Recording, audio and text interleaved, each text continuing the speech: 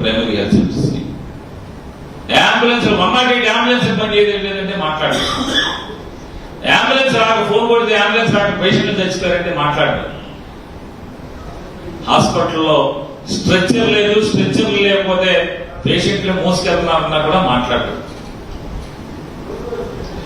ఇంకా గర్భిణీ స్త్రీలని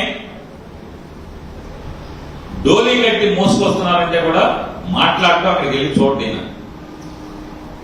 సత్యకుమార్ గారు వైద్య ఆరోగ్య శాఖ మార్చి జగన్ గారి మీద మాత్రం తిట్టమంటే చంద్రబాబు ఉసుకోవాలనే మామూలుగా 4 కాళ్ళ మీద పరిగెత్తుకొచ్చాడు. మామూలుగా పరిగెత్తుకొచ్చి వెంటనే ప్రెస్ మీట్. బీజేపీని ఎక్కడ గెలిపించారు? అందరినీ వాళ్ళు గెలిపించారు ఏంటండి సత్యకుమార్ గారు? ఒరిజినల్ పార్టీ లేదా మనది?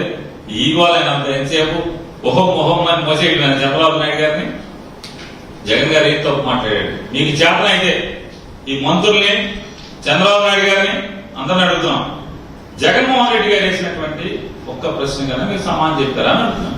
చెప్పండి.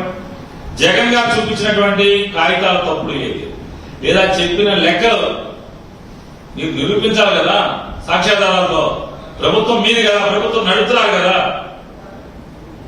అవి రాకపోగా ఇంతవరకు అసలు మామూలుగా బజార్లో కూడా బ్రాండీ షాపుల దగ్గర కూడా వాడనటువంటి బూతుల్ని, తిట్లని ఎందుకు? మావిగానంటే భయం.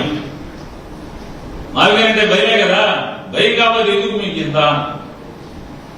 మేము అడుగుతున్నాం కదా, అమరావతికి ఎన్ని లక్షల కోట్లు కావాలి, అమరావతి పూర్తి చేయడానికి ఎన్ని సంవత్సరాలు కావాలి, ఎన్ని సంవత్సరాలు కావాలి?